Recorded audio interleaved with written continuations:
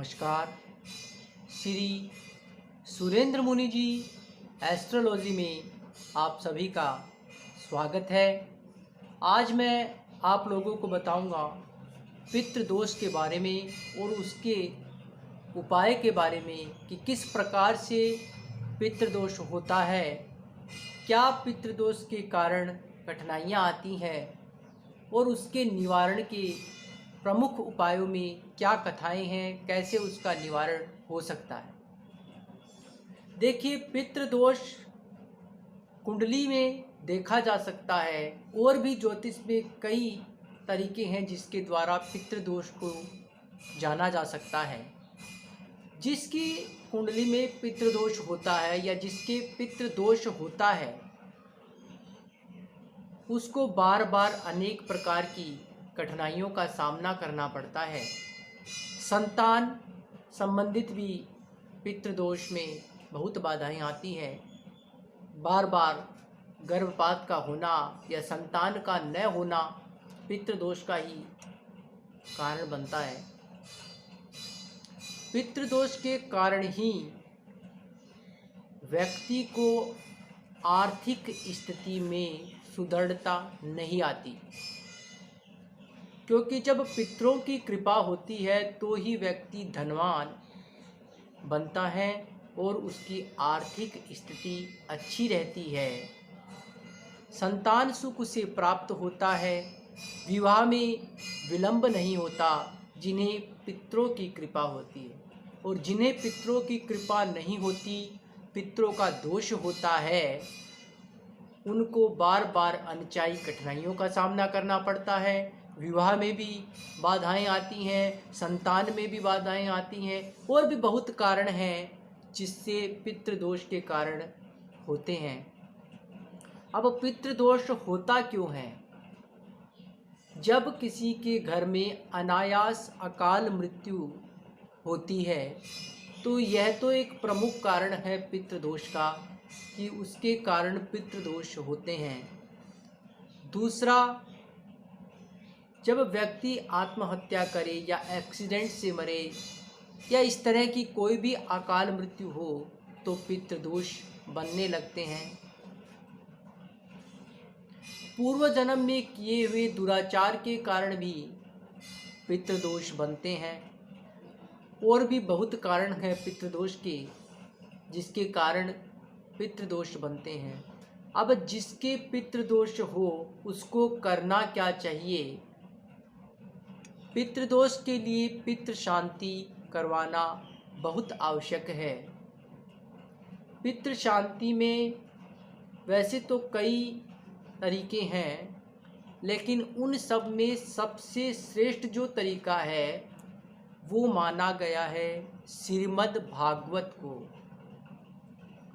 श्रीमद् भागवत महापुराण, इसके साथ यदि पितृ शांति का अनुष्ठान किया जाए जो 7 दिनों का होता है तो ऐसा माना जाता है कि उस व्यक्ति के जीवन में पितृदोष से मुक्ति पाई जा सकती है।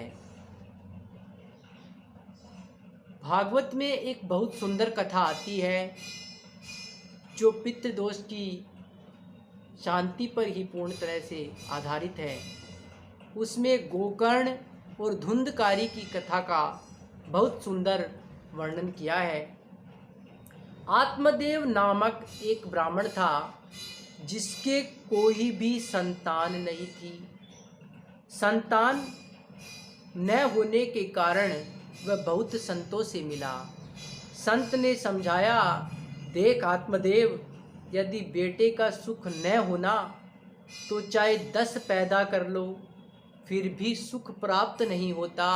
वो हमें शांति नहीं देते, सुख नहीं देते, लठ ही मारते हैं। और बेटे का सुख होना तो पड़ोसी का बेटा भी बेटे का सुख दे देता है, गोद से लाया हुआ बेटा भी बेटे का सुख दे देता है। आत्मदेव ने संत की बात नहीं मानी। संत ने फल दिया संतान के लिए कि इसको खाने से संतान की प्राप्ति हो जाएगी। आत्मदेव ने फल अपनी पत्नी को दे दिया और पत्नी ने फल गाय को खिला दिया और अपनी बहन का बेटा लाके दिखा दिया और उस फल के प्रभाव से 3 महीने के बाद गाय के बेटा हुआ जिसका नाम हुआ गोकर्ण। दूसरे का नाम हुआ धुंधकारी। दोनों बड़े हुए। धुंधकारी महान दुष्ट हुआ और गोकर्ण महान ज्ञानी हुआ। गोकर्ण जी महाराज तीर्थ यात्रा पर चले गए और धुंधकारी पीछे से अनाचार दुराचार करने लगा। वह सारा धन बर्बाद करने लगा। एक दिन जब सारा धन बर्बाद हो गया तो पिता की छाती पर जाकर चढ़ गया और बोला, देख बूढ़े, धन कहाँ गाड़ रखा है, बता, वो धन मुझे दे। पिता रोने लगा, बोला, धन कहाँ है, सब धन तो तू ले गया, तूने मेरा सारा धन ले लिया। तो बेटा नहीं माना, बोला, तू अपने बुढ़ापे के लिए धन को बचा कर रख रहा है और यहाँ मेरी जवानी बिगड़ी पड़ी है, मुझे धन दे।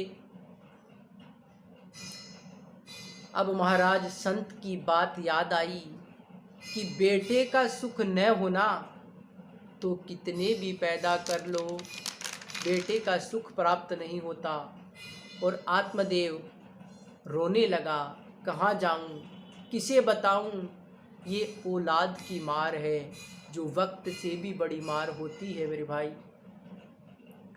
इसीलिए कहा है, उसी वक्त भला क्या मारे जिसको औलाद ने मारा, उसी वक्त भला क्या मारे जिसको औलाद ने मारा। औलाद की खातिर इंसान, औलाद के खातिर इंसान फिरता है मारा मारा। उस वक्त भला क्या हमारे जिसको औलाद ने मारा, उस वक्त भला क्या हमारे जिसको औलाद ने मारा। भगवान की कृपा ऐसी रही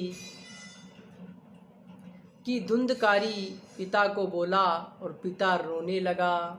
उसी समय जब धुंधकारी पिता को इस तरह की बातें कह रहा था तो गोकर्ण जी महाराज आ गए। आत्मदेव कहता है, मेरा बेटा नहीं रहा, मेरा धन नहीं रहा, सब कुछ लुट गया मेरा, मेरे पास कुछ नहीं रहा, मैं बर्बाद हो गया, मैं कहाँ जाऊँ, क्या करूँ, कुछ समझ में नहीं आ रहा है। तो गोकर्ण जी कहते हैं, ऐसा रे खलु संसार, ऐसा रे खलु संसार, दुख रूपी विमोह कै, सुतः कश्य धनम कश्य, स्नेहावान चलते निशम। गोकर्ण जी कहते हैं, पिताजी, कौन किसका बेटा, कौन किसका धन, कैसा धन, किसका धन, कोई किसी का बेटा नहीं है, कोई किसी का धन नहीं है। ये बेटे या तो मांगने ले आते हैं या बेटे आपको देने आते हैं। इसलिए मैं और मेरा रूपी दोनों रस्सियों को जो व्यक्ति काट लेता है वही भगवान की शरण में जाता है। क्योंकि मैं जो व्यक्ति करता है और मेरा मेरा करता है उसके पास कुछ नहीं रहता। इसके बाद आत्मदेव को ज्ञान हुआ, सबको छोड़कर उसने भगवान को प्राप्त कर लिया। धुंधकारी 5 वेश्याओं को लाकर रखने लगा और उसको साथ में रहने लगा। अंत में उन्हें मार दिया और अंत में गोकर्ण ने उसके लिए गैया श्राद्ध किया। लौट कर आया तो देखा कि धुंधकारी की मुक्ति नहीं हुई। गोकर्ण जी ने कहा, भाई, मैंने तेरे लिए गैया में श्राद्ध किया पर तेरी मुक्ति नहीं हुई। धुंधकारी ने कहा, बोला, कितनी बार श्राद्ध किया? बोला, 1 बार किया। बोला, मुझ जैसे पापी के लिए यदि 100 बार भी गैया श्राद्ध करे तो मुक्ति नहीं होगी। अब गोकर्ण ने सूर्य भगवान की आराधना की और सूर्य भगवान से पूछा, ऐसे पापी की मुक्ति कैसे हो जिसकी 100 बार गैया श्राद्ध करने पर भी मुक्ति नहीं हुई हो। और सूर्य भगवान ने कहा, जिसकी मुक्ति 100 बार गैया श्राद्ध से नहीं होती उसकी मुक्ति श्रीमद् भागवत कथा के श्रवण करने से हो जाती है। तुम भागवत का अनुष्ठान करो। गोकर्ण जी ने भागवत का आयोजन किया। अंत में वह 7वें दिन दिव्य विमान में बैठकर भगवान के धाम को जाता है। तो जिसकी मुक्ति गैया श्राद्ध से भी नहीं होती उसकी मुक्ति भागवत का अनुष्ठान करने से हो जाती है। इसलिए पितृदोष में सबसे श्रेष्ठ भागवत को माना गया है। इसके साथ में पितृदोष के निमित्त जो अनुष्ठान किया जाता है वो बहुत सुंदर और बहुत अच्छा होता है। तो पितृ मुक्ति के लिए, पितृदोष से मुक्ति के लिए भागवत का अनुष्ठान करना चाहिए। बोलिए भागवत भगवान की जय हो।